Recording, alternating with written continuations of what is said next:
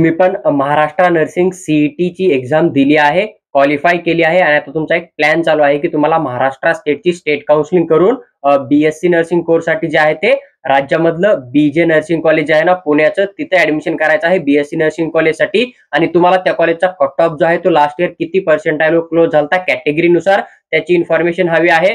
तर या व्हिडिओमध्ये आपण सविस्तर चर्चा करणार आहोत की तुम्हाला जो बीजे कॉलेज आहे ना नर्सिंगचा पुण्याचा, तर त्या ठिकाणी किती पर्सेंटाइल स्कोर जे आहे ते 2025 ला सीट अलॉटमेंट होऊ शकतं. तर तुम्ही पूर्ण व्हिडिओ पहा, तुमचा प्रत्येक डाऊट या ठिकाणी 100% सर्व कॅटेगरीच्या निगडीत क्लिअर होऊन जाईल. पहा, सर्वात अगोदर जर आपण एससी कॅटेगरीचा विचार केला तर जवळपास मागील वर्षी 99 पर्सेंटाइलवर जे आहे ते कॉलेज क्लोज झालं होतं आणि ह्या वर्षी पण जो मी कट ऑफ तुमच्याबरोबर शेअर करत आहे या व्हिडिओमध्ये तेवढे जर पर्सेंटाइल असतील तर तुम्हाला फर्स्ट राऊंडला किंवा सेकंड थर्ड राऊंडला जे आहे त्या ठिकाणी कॉलेज अलॉटमेंट होऊ शकतं.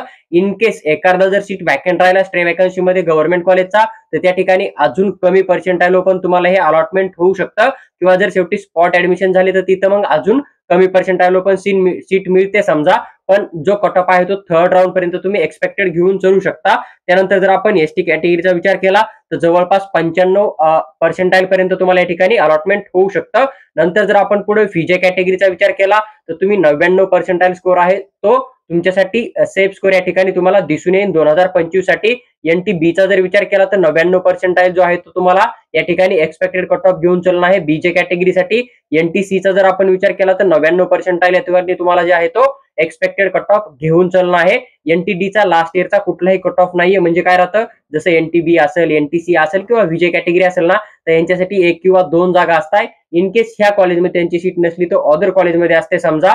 त्यामुळे या ठिकाणी एनटीडीचा कुठल्याही प्रकारे लास्ट इयर अलॉटमेंट झालं नव्हतं. पण जरी तुम्ही एनटीडी मध्ये येताय तुमचा पर्सेंटाइल स्कोर जरी चांगला असेल तर तुम्हाला जनरलच्या सीट थ्रू जे आहे ते सीट अलॉटमेंट केलं जातं. त्यामुळे तुम्ही ज्यावेळेस काउन्सिलिंग करणार आहे त्यावेळेस तुम्ही जनरल आणि तुमच्या कॅटेगरीच्या दोन्ही सीटला कॅल्क्युलेट काउन्सिलिंग करा, जेणेकरून की तुम्हाला तुमच्या कॅटेगरीचा सीट नसताना पण एक गव्हर्नमेंट कॉलेजमध्ये किंवा चांगल्या कॉलेजमध्ये जे आहे ते ओपन मधून सीट अलॉटमेंट होऊ शकतं. त्यानंतर जर आपण ओबीसी कॅटेगरीचा विचार केला तर जवळपास 99 जो आहे तो पर्सेंटाइल स्कोर तुमच्यासाठी सेफ राहील 2025 ला.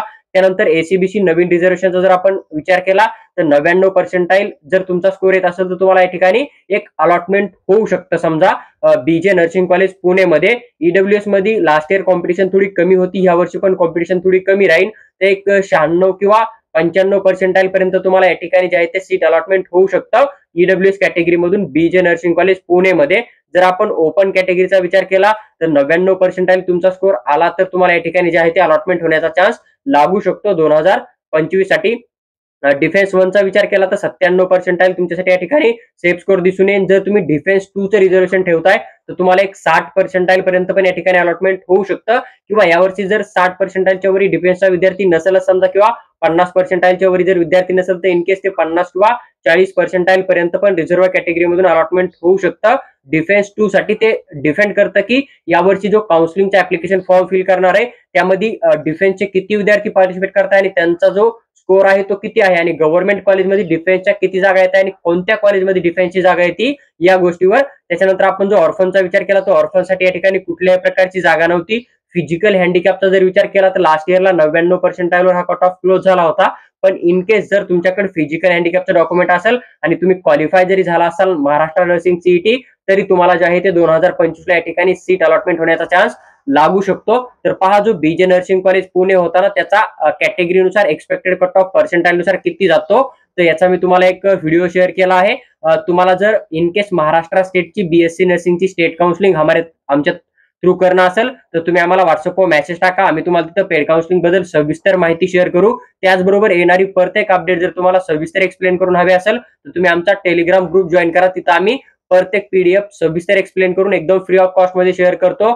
त्याचबरोबर जर तुम्हाला फीस किंवा कट ऑफचे अजून व्हिडिओ हवा असेल तर तुम्ही चॅनलला सबस्क्राईब करून आमच्यासोबत जोडून राहा. आम्ही या छोट्याशा चॅनलवर तुमच्याबरोबर सर्व कॉलेजचे फीस, कट ऑफ, जे काय सीट असतील ना त्याची डिटेल इन्फॉर्मेशन व्हिडिओच्या माध्यमातून नक्की शेअर करू.